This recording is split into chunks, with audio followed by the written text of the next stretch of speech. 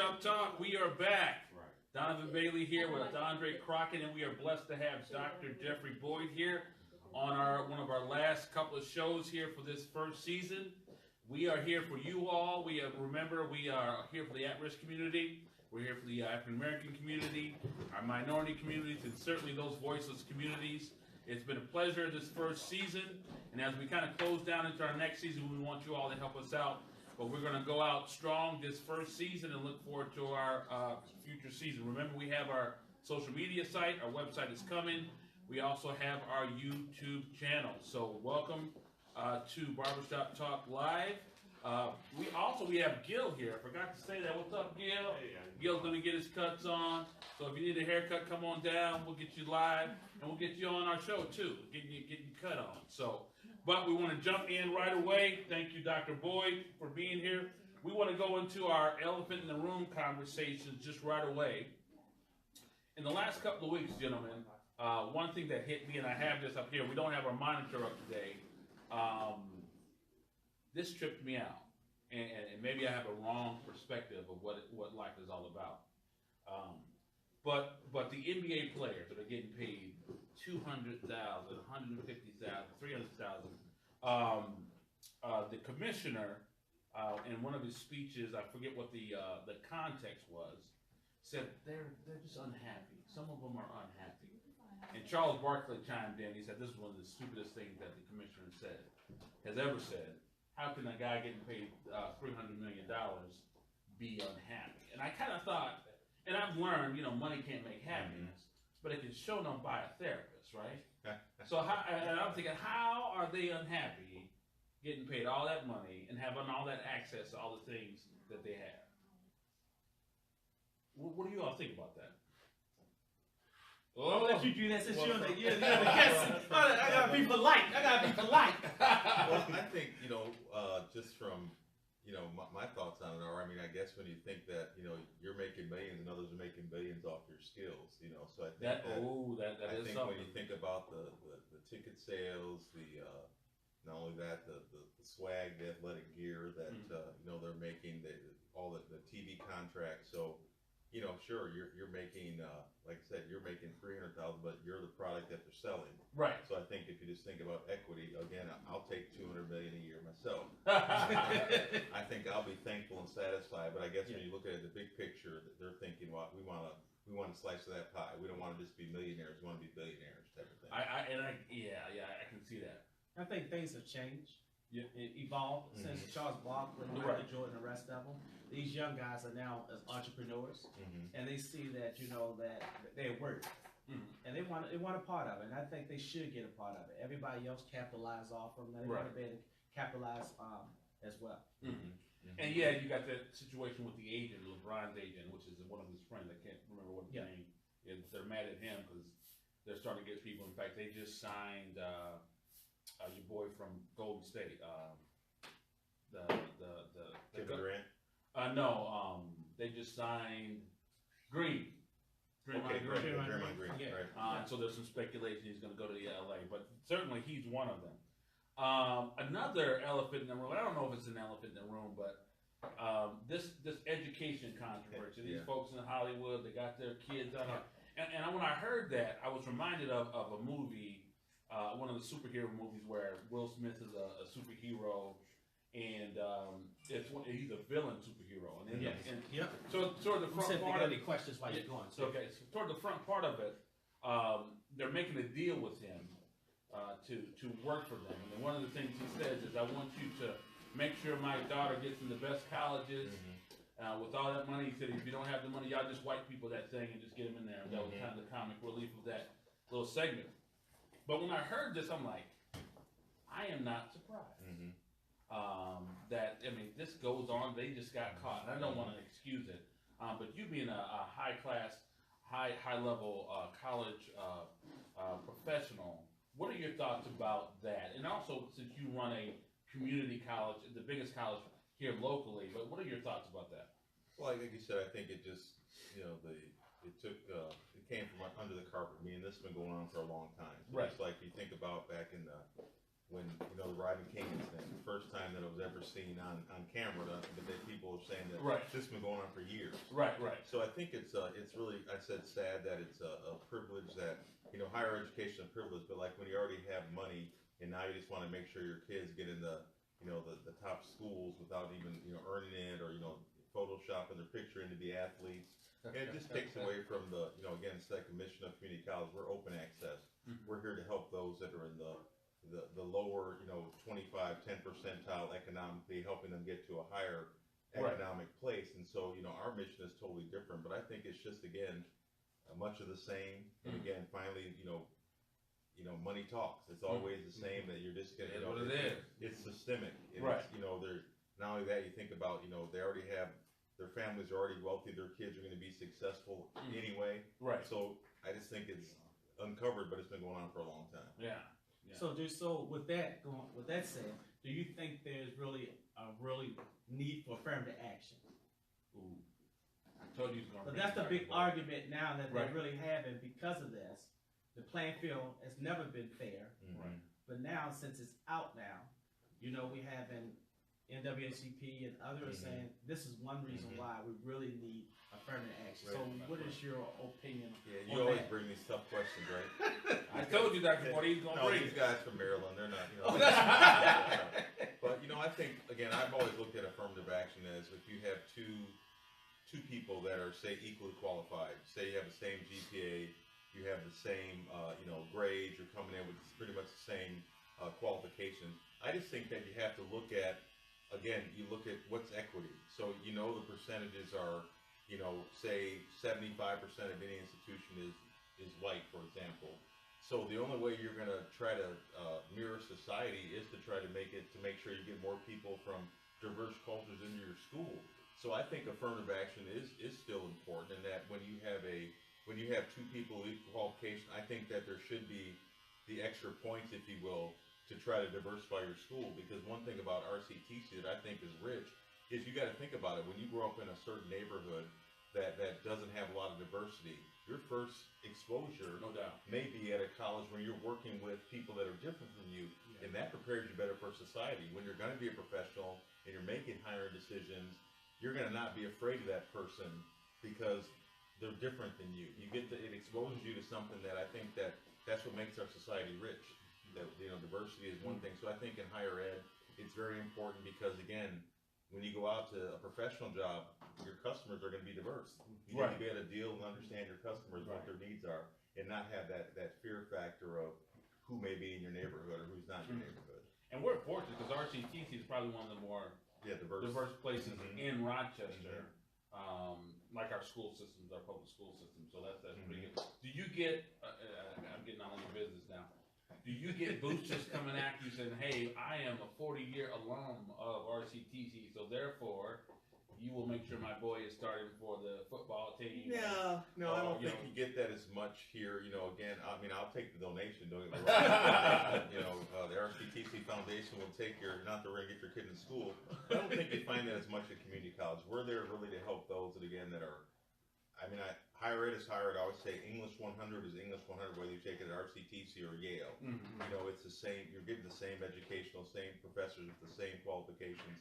So I think it's just the important thing is we're helping, again, those that are in that lower 10 percentile get to a better place in their life where they can earn a family supporting wage, start being entrepreneurs, start their own business, get in the professional world. So I think we take those that are hopeless and give them hope. You know, So, what percentage of no percentages, man. It's Saturday. No percentages on Saturday. No percentages. Okay, let's stop talking like that. Okay, your staff. How diverse is the professors and the staff and administration, all that stuff at RCTC? Yeah, we definitely have room to grow. We're probably about maybe 5, 6, 7% staff, and so that's always the. We're still looking to hire more diverse, you know, faculty and staff. And again, you know, we make some strides, but we're definitely looking always to increase that because, again, if you look at the student population is about 10% of students of color. Okay. So you would like to see, in an ideal world, you'd like to see about 10% staff and faculty students of color as well. Because, you know, one of the things I love about my job is that I've always, to be a African those students will gravitate, and they love to see when you're. I see this when when I get introduced as president, I look out in the audience and see the students and their faces that they're more proud than I am to be there. So I just know that our job is. I became a community college president from when I saw a person, Joliet Junior College, the president there, J.D. Ross, back in the day when I was a staff person, and when he came in, G'd up, decked out, suit, tie, sharp, articulate, and in my mind, I said, I can be a college president. You know, it made me aspire for higher heights. So that's what I love about my job, trying to help others believe, yeah, I can do that too. Yeah, and that's why, you know, one of the things that we have been saying for a long time, that within our community, representation is very important if we want to see these kids to be successful. And so we see very few throughout the schools, out in the community, where people who look like the kids are successful. Very few of us run our own organizations, very few, and we as a community yet have not really grasped the importance of true diversity and let the kids see someone like a Dr. Boyd. Right. I mean, the reason why I got into like social work and stuff I did because I seen someone like me, you know, in the field of social work, it's ladies, you know what I'm talking about? Usually females, right? And the same thing for teachers. We don't go into those fields, but it was someone I seen that was successful in helping me and helping individuals in our community that make me want to go and go into social work. So again, I want to thank you for being a trailblazer here. And he's going to be on the hot seat in a few minutes. I've been nice. Our last topic for elephant in the room is, I think it's a bigger issue than we're letting it be. But this whole idea of our college campuses places of critical thinking anymore. And this is in regards to, you hear it all the time, like when a comedian comes to a college campus to speak, or a politician of some view, and the college students are just, if they're of an opposing view, they will not allow it, they'll protest, or all that kind of thing. And I was looking at a show earlier this week, but a lot of people are thinking that college campuses are not places of critical thinking anymore. Some have said that they're towards the liberal leanings. And even President Obama, kind of towards his last years or so in presidency, he was giving a speech as well, and he really encouraged his students, be critical thinkers. And just because someone else doesn't believe like you do, doesn't mean you have to hate them and they're horrible. What do you think about that? Do you deal with that at the community college level? And how do you get your students, hey, you got to be critical. This is, I mean, different religions, different genders, all that. You got to be able to flow and all that. Yeah, no, I have a, kind of old school in that, Martin Luther King, said it very well that, the purpose of education is to have one to think intently and to think critically. And he said, character and, intelligence, that's a true goal of education. So I think to be able to think critically, to hear facts, to look them up, to be able to debate. And, I always attribute it to, I had a cousin who was, back in the day when, you have your family reunions. And so I had a cousin that was, he was in college. And what I noticed about my cousin Jim was that he dressed better. He was articulate. He had better looking girlfriends than everybody else. but what I saw Jim doing, so when I hung out this summer with Jim when my parents were on vacation, he would always ask me, like when we'd say things, he goes, well, why are you saying that? Why are you thinking that? What are you doing that for? And so he always taught me how to think critically. And then I said, Dr. King said that very well. That is really, intelligence plus character. That is a true thing. And then to be able to think intently and critically, because there's a lot of noise out there. What are you hearing? Is it really true? And I think, we gotta, again, study to show thyself approved. Right on.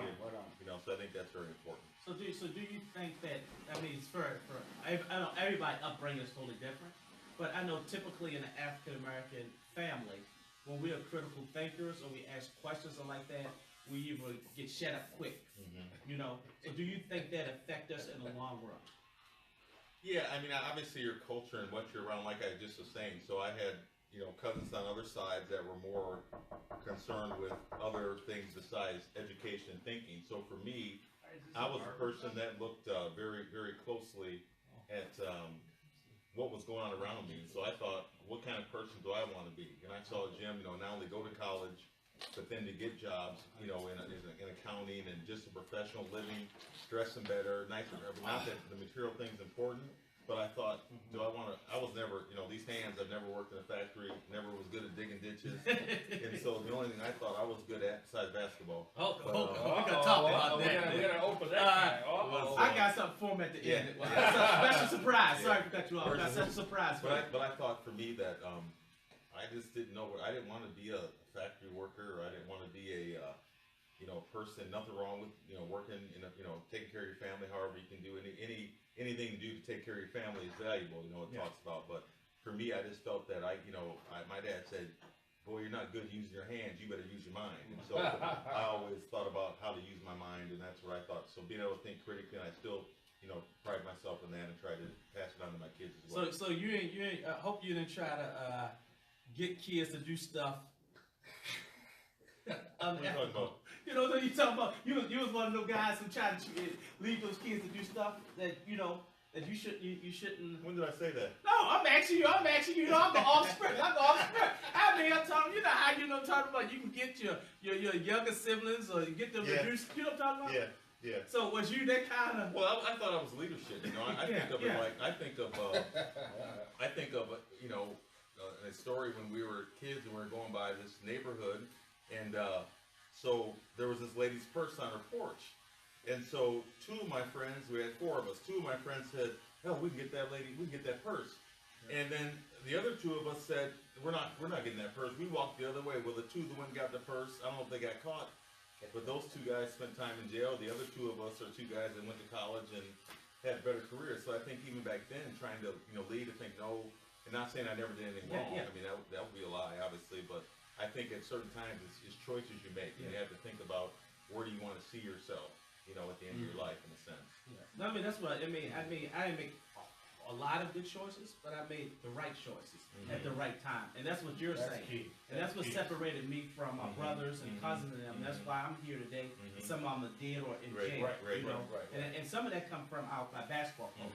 He was more than a basketball coach because after we'll spend more time talking about life skills than we talk practicing basketball because we have absentees of fathers in the house. And he was always said that the choice you make today will affect you tomorrow. Absolutely, yeah. And he will always tell us. So and true. as I get older, you know what I'm talking about. Keep going to my mind. right, So right. when a bad choice would present itself, Yeah. I hear his voice saying, "Andre, you know what? Yep.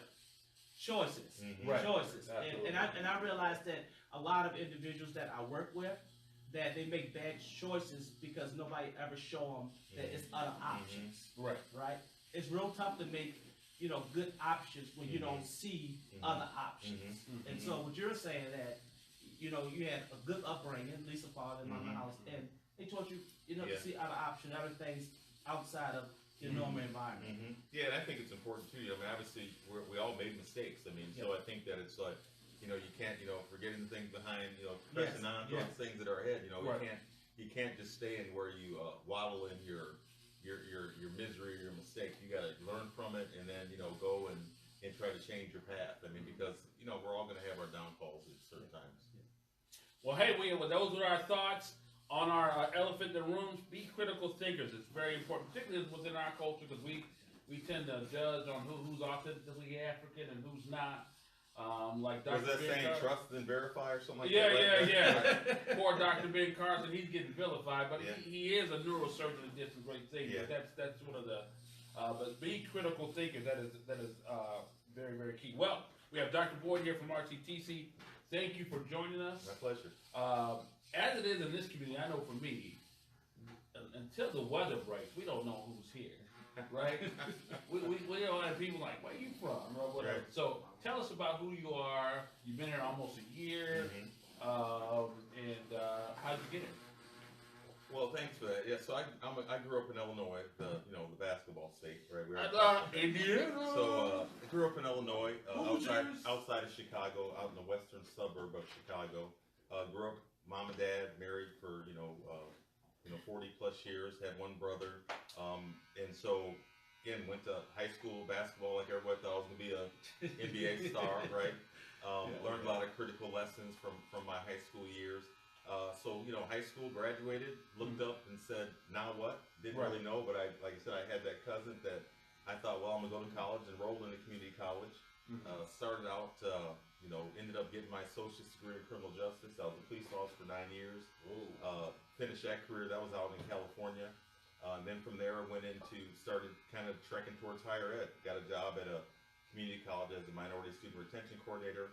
At that time, I got a bachelor's degree, so went from a associate's at 24, got a bachelor's at 34, and then I told you the experience where I saw the J.D. Ross guy. So then went and got a master's degree at 45. So from there to minority student retention coordinator, and then got hired as an associate dean, and this is all in Illinois, and then dean, and then went to Virginia as a provost for Tidewater Community College for 4 years, and then again dreaming to go try to get a doctorate. So my whole goal was to once I started getting my education, and I my goal was to become a community college president. So from master's at 45 to doctorate at 49, and then just trying to build my package, if you will, change careers, and I really didn't think that I was a strategic thinker until you really think back, look at the path, and just kept going and believing, having faith, and just trust the Lord was going to open the doors for me. So when you say provost, I've seen that around everywhere. What does provost mean? Well, it could mean that you're usually like you're in charge of academics, almost like a vice president of academics. But in my particular case, I was not only the chief academic officer, but I was also in charge of the campus. So this was a 4-campus community college system. So each campus had a provost. So a provost basically ran academics, student services, and also was in charge of the campus. So I felt it was a good way to prepare myself to look for community college presidency. So obviously, actually about a year ago this month is when I was fortunate enough to get this job, and then started to make the transition to come to 73 inches of snow February. Oh man! I hope you all are hearing this story, particularly for a lot of the community that Andre and I serve. 24 got your bachelor's, 45 24 associates, 34 bachelors, 45 masters, 49 doctorate. It ain't over till it's over. God can use you. You can go on. Don't let things set you back. That's a great testimony, I think. Because a lot of times and I'm the same way. I got my master's late, all that kind of stuff. It didn't just come. And I think like I said, especially for the African American community, it is just seeing other people, and then having people, and again, and not just African Americans that believed in me, but a lot of people along the way told me that they thought I had the potential, diamond in the rough, because we all need affirmation. We all need people to believe in us, and then also to believe in yourself. And so I think that you have to kind of believe it, and then get a vision and goal. And one thing I find is that you got to find a plan and stick to it. It's not just about me. I used to have the classes that I need to complete to get my associates on the refrigerator, and I just kept marking them off. And when I knew what I was going to do to get my bachelor's, I just kept going, and I just kind of wasn't going to be denied. In a sense. That is good. So did sports help you? Oh yeah, you want my sports story? So yeah, I'm gonna give a sports story. He's from Chicago. He ain't from Indianapolis like I am. So let me talk about leadership with this. So I'm a basketball player. My family, the city was a basketball city, so I started all my career all the way. We started 5th grade. We lost one game in between 5th and 6th grade. One game we lost. 7th grade, great. Starting 8th grade. Sophomore year, starter. Point guard. So I ran the things. But my junior year, the coach didn't really have a lot of favor towards me because of a situation where some friends were involved in something. And so the coach called me in, and I told him he didn't say anything. Nobody said a word, right? I just told him, you guys just hold your peace, right? So the coach didn't like me for that. So junior year. So anyway, long story short, I never started a game my junior, senior year, but I finished mostly every game. So at the end of the game, they had to get me in. So my the motivation in my belly was always that I said, I believe I'm a starter. So I always kept, even though I didn't get to start, and that's all I wanted to do was here and start the guard number 22. That's all I wanted to do was to come out and do them, and I never got to do that. So you'd be surprised how many dreams, and then a lot of my friends, they topped out. They started in high school. That was the height of their life. And me, I just kept saying, I know I'm a starter. I know I'm a starter. So every position, whether it was in higher ed, I just kept saying, I know I'm a starter. So now, when I got this job, I go, I guess I'm finally starting, right? So, but it was always just the belief that I never, even though I didn't get to do what I wanted to do as far as start high school basketball games, I never stopped believing I was a starter. So that's my story. You know, you're talking to a hoop legend. I was a hoop legend, but I was kind of under the radar, you know. But this is a real hoop legend right there in Maryland, right there. At the end, I'm gonna show you a ghetto game. How we play it? Can you still shoot? Yeah, I'm buckets. Walking buckets. You know, you know. Is that true? he was the legend. Walking buckets. I had to make them change the nets on the playground. Oh! They didn't really have nets. We had nets. Yeah, nets. We had nets. We true We ball. had chain nets. True ball. Yeah, we had chain No, nets. we had that. We had that. But they had to raise those goals about 11 feet. So the next show we'll have a free throw contest. I'm gonna show you this game. I I'm gonna show you at the end. I come from Jimmy Chetwood country. Donnie was a victim to it. At the end of the game, I bring the trash can out. You know what I'm talking about? Yeah. With a piece of paper, we're gonna play a little that's trash not can real ball. basketball. You know what I mean? But I want to see, you know, your form and everything like that, right? If you got buckets, you can score anywhere. I'll do it. We used to play on crates. Okay, I'll do it. Right? We used to play on crates. Hangers. Hangers. Yep, You know what I'm talking about? I got it. The wheels for the bicycle, we take the sparks out and take all that out. We just want to play ball. Okay, got it. We want to play All ball. right, So at the end, I just want to see. challenge. Y'all hear that, right? Because he's from Chicago. He's from Indiana. That's right. I'm from the greatest place in the world. Oh, man. Baltimore. Oh, man. So, you stumbled upon Rochester, and I know, and not only that, you stumbled upon a school that had a lot of controversy before you came. So, with regard to the previous president, so what are your priorities? What you're coming into? Tell us what you're all about. Well, my priorities stay consistent. It's, student success and completion. I like to take, like I said, students from all walks of life to come and realize that, community colleges, RCTC is the best foundation for, not only that, it's a family, it's good for families, and I think about myself. I have 5 sons, and at one time I was in college and 4 of my sons were in college at the same time.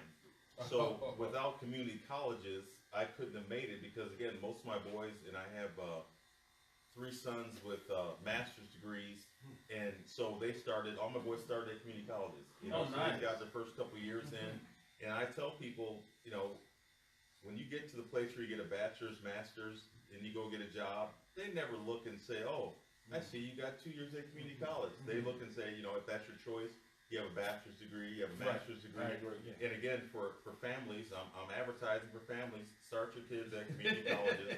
Because again, I think not only, and there's a part we talked about earlier, I think that you learn the world better at a community college because of the diversity that's there. Right. I think that you have an opportunity, if you come from a neighborhood that is, 95% predominantly, white or one certain thing, you come to community college, you're going to be around people from all different cultures, not only cultures, religious backgrounds, orientations. So I think that it's important, and so I'm all about, let's get students there, give them good life experiences, teach them to critically think, and then if they choose to, get a 2-year degree, go into nursing or go into law enforcement, I think it's a great place to start and finish for some. Right. Yeah, I mean, I heard statistics. I don't know where I was at, maybe a meeting or somewhere, that y'all produce more nursing students than anything. Well, so a quick, plug. So people ask the guy from Mayo, Guy Finney, he talks about that. That's what people always ask. So what college do you hire the most of your employees at Mayo? Yeah. And it's RCTC. Wow. Most of the people employed at that go to school, their school they come from is RCTC. We serve the most people that work at Mayo. So how do we get that type of information out? Because we live in an affluent community, whereas we really look down on 2 years degree. Yep. So how do you, as a president, I mean, what are y'all doing to change that perspective? We're working on that right now. We're working on some enrollment initiatives to try to get that message out there, because I think a lot of it, what I find with community colleges, I have friends that are, say my fellow provosts at my last school, and so when their kids get ready to go to college, I always ask them, I go, why aren't they coming to the community college? Because I think it's a pride thing, just like the scandal. People pride themselves on, my kid's going to Yale or Stanford or and so I think that that's a big part of that is just pride. But you know, I guess the other part of it is that that's where they find their own identity. And my thing is, you know, once your kids are gone, they're gone. And I enjoyed having those extra couple of years with my boys because now once they're grown, you know, it's a whole different relationship. So I loved, and my wife's the same way, but we really enjoyed having our kids around for those couple extra years. I know some parents want to and nothing wrong with that, but they can't wait to be empty nesters. But do you think an 18-year-old is really ready to go out and deal with all the things that you know, the pressures of a 4-year school and you know, you think about the predators that are out there, and then you think about if you haven't learned to critically think or make decisions on your own. So I think community college is the gem of higher education. So are you working along with the schools to make that transition? The only reason why I say that is that a lot of kids that I work with, that the reason why they don't want to stay here is because the experiences they had in secondary schools. And so that's one reason. That's one big reason that a lot of them say, you know, I want to, once I turn 18 or wherever it is, I want to experience something different than Rochester because they haven't really experienced true diversity in their lives. They haven't really seen anyone in the schools and anything that looks like them. So their experiences, especially I know that, you know, my kids, you know, my daughter did go through post-secondary there and stuff like that. But I think it's that she want to get far away from, you know, this place here because of the experience they have growing up. Yeah, and again, that's something that you deal with. But again, I think that it just boils down to, you know, I always tell parents, so who controls the purse strings? If you can afford to do that, like you said, I think you are, you know, hope you're not setting your kid up for failure because it's a whole nother thing when, you know, think about what you got on your own. When there's the pressures of life, of taking care of bills. Again, do you really trust this person that's, you know, coming around you? Especially, you know, I had all sons, so I'm happy. But I know when my son's friends that are girls would come over before they get ready to college, and I always give them the Boyd speech about what to look out for. You know, don't trust these guys. You know, there's, you know, just to be very careful because. So I just think about that. You know, I think come and explore. Let's talk to our people at the college. Talk to me. I think I would just like to see people really make sure they have a solid foundation, get their academics together. And then again, for families, just the fact that, I mean, the cost savings compared room and board to staying at home and getting your start of your education community college. I just believe in it strongly, and I think that it's a good place for people to mature. I agree. So I mean, I went there too. So you know. Oh, that's right. That's the next. I'm alumni there too. It works for everybody then. Yeah, right? Yeah. But do you think? And I want Dominic to come say. Do you think that? Oh, that would be a change. Yeah, I know. I like to talk a lot. You can see that. Do you think that you could be part of the solution for the opportunity gap, and also increasing the number of perhaps African American male teachers, the same way you did for nursing? Have you ever explored that idea?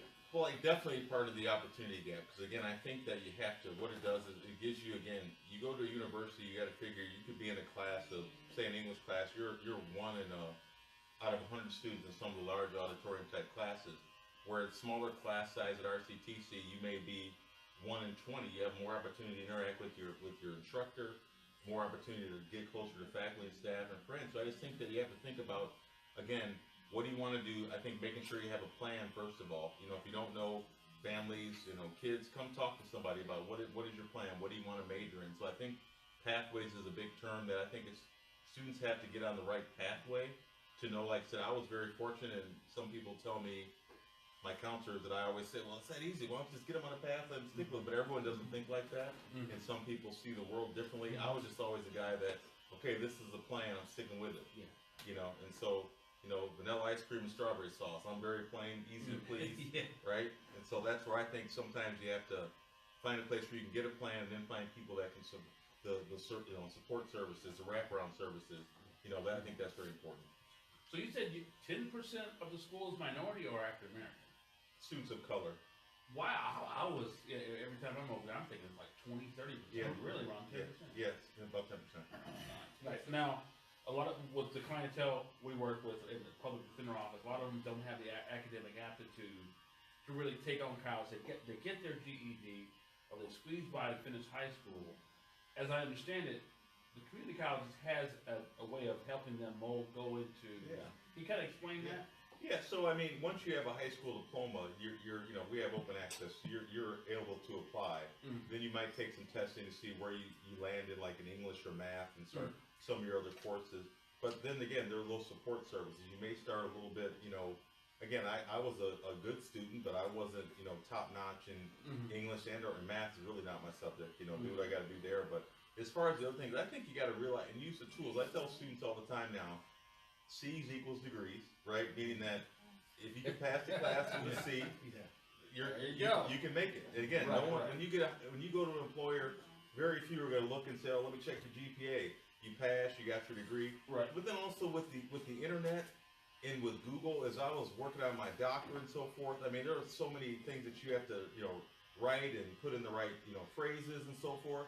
Well, I would sometimes just pick up look at the way other writings were. Like you go and say, okay, so this is how, you know, make a complete sentence. If you don't know how to do a complete sentence, you go Google what makes a complete sentence. Right. And it's going to tell you how to make a complete sentence. And then you can paragraph. So with all the help, I don't think there's anyone that can't, you know, pass it, you know, again, C's equals degrees. I think you can at least get a C. Right. No matter where you're at. Do you think community colleges will soon become, I don't know how to even ask this, the prestigious places to be? Because it seems like, and Andre and I talk about this all the time, you don't even have to have a degree, but with the internet and all these helps, you can get money and get a career without a degree. Yeah, I would think so. And given you guys do so much vocational stuff. Yeah, and that's what I said. With all the job opportunities, I mean, baby boomers are retiring.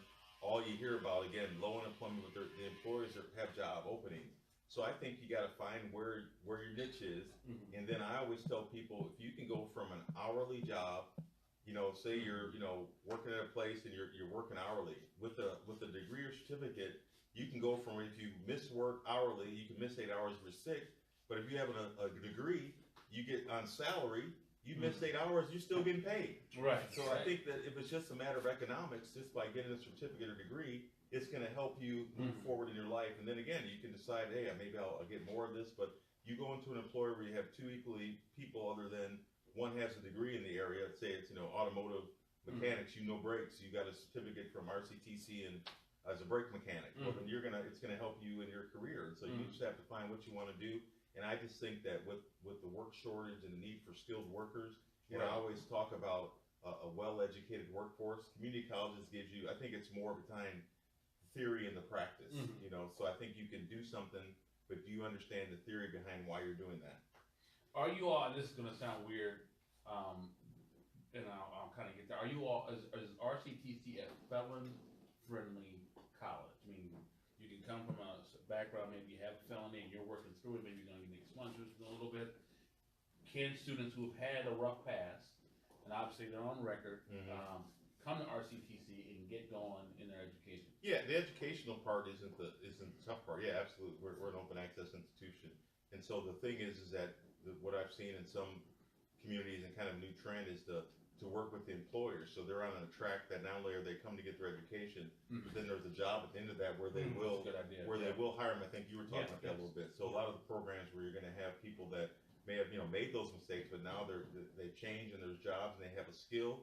And so the important part is then to partner them with employers, so that way you're not completing that degree and then no one's going to hire you because you have a record. Right. So I think because of the work shortage, more organizations, more businesses are being more friendly to felons because they have a need in the workforce. Nice.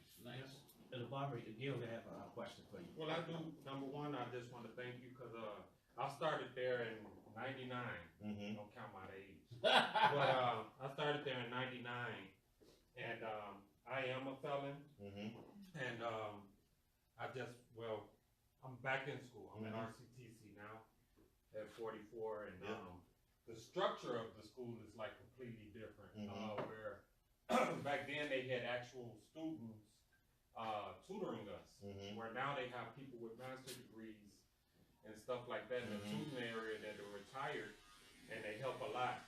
But also, like, also to speak on that, my daughter, she graduated, she went there 2 years before she was supposed to graduate, and she left Century and went up to RCTC. So in the PSCO program? Yeah. Yeah, okay. So, last year she graduated, but this year she's already working on, last semester, she was on the dean's list as well. Oh, real nice. And she already has her associate's degree now. Wow. And this is her first year out of high school.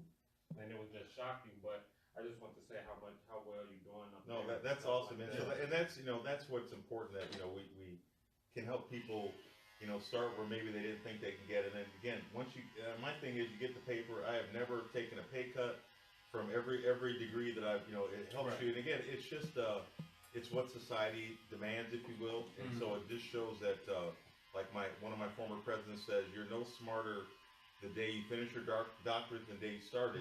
It just tells people you gave him a task and he completed it. Right. So it just shows people that you're able to focus on something and then just complete it. So it's just, you know, let's stay focused. I think Right. Do y'all have any questions? I mean, y'all can ask some questions too while y'all here. We got another one back here. Hold it. Sorry. Okay. Also, I think the worst thing that we get from people at RCTC is that you don't hear, like, it's a rumor that once you go to RCTC, like a lot of students come here for football and basketball, Yeah. and they feel like once you're here, you're stuck here. You know what I'm saying? And that's the big thing. And like, you don't hear a lot of success stories of like for years. Yeah. The football was like one of the best football divisions for junior college, and like you didn't hear a lot of success stories coming from RCTC of what happened after, you know, or whatever. And like, I don't know, it just got that criteria, so that's why they lose a lot of the young kids that say that I'm not gonna be one of them that ends up at RCTC. Yeah. Well, I think again, it's what was your plan coming in? I'm big on that. This is, don't let this be the highlight of your life playing community college football. You know, that's just a step. Enjoy that, but it's really life beyond that. You know, if you can make it to the NFL, great, but probably not. But the main thing is use this time, get your degree, and then move forward. So a lot of times it's the individual that was really the height of their goal was, I played football, and you know. Right. We had a question over Do y'all have any questions? Yes, sir. Yeah, I'm relatively new to Rochester. I'm from the cities, you know, the Twin Cities, if you've ever been up there. And, you know, I lived in Minneapolis for a long time, and, you know, the diversity in what's going on. I moved to Rochester, and I just don't see, you know, there's the affluence, but I don't see a lot of the diversity, and, you know, unless I go to, you know, fast food or Denny's or something like that. I just, you know, even when I'm treated at the Mayo, and I volunteered at the Mayo, there's just not a lot of people of color in that facility. You know what I'm saying? I just don't see it. Do you have to have money to kind of? That's what I don't, you know. And I'm not a person of a lot of means. Yeah. But, you know, I pay my rent and I, you know, pay my bills and I do the right thing. But it seems like when you have a lot of money, things happen for you in this town. Yeah. Well, not this town, but that's really society. I mean, that's kind of what, you know, that's where we don't, you don't give yourself a chance to spread out, because you're only gonna go to certain restaurants, you're only gonna go to certain, you know, stores, if you will. And so I think a lot of times people separate themselves. You know, I don't think that it's, you know, I think I think Rochester is growing in diversity, but I think there's still a lot of room to grow in, you know, how many diverse individuals there are in the town. And I think we're at that cutting edge, in my opinion. We're at 100,000 plus, and we got that at 5 or 6 years ago. And I think now we're at, okay, we have the diversity, certainly within the professions we are in. How do we sustain that? How do you bring in diversity and not only have them come and work for you, but stay? And I think those are the bigger issues. But I think we'll get there by default. But I think leaders are starting to think, okay, we are at that default issue. Particularly with the school system, public schools. What are we going to do? That's good. Anybody else? Yes, ma'am. Hi, I wasn't thinking of asking this question today, but I might as well. So, do you have anyone coming to you? Some of my background is working in group homes, and so just the other day, I had come across the word underemployment that you don't hear much about. You hear employment rates, but not underemployment. So in terms of that, do you have anyone coming to you and saying, how can we make an associate's degree so that someone who may go to work at a group home could then ask for a higher wage? Yeah, so I think, you know, we're working on a couple things now actually to help people start a associate's degree, then go into a bachelor's degree in social work, because there is, like you said, I actually worked in a group home too. My bachelor's is in human services, so I really believe, I've always believed everything in my background is about helping and serving people. So I think, underemployment just means that you're working under where you can be making more or doing better in your career. So I think that, again, there are programs that we can do to help people get from, again, whether you have an associate's degree or only a high school diploma, but to get a path to get to a higher paying job or a different type of career. So it's very important for that. But even if you decided to stay in that profession, that, I just wondered if anyone's come to you to figure out how we could, help out so that if they didn't wanna leave that setting. I think some of that, just to speak with some of the battles I've had in But anyway. vendor work Yeah. and working on behalf of my own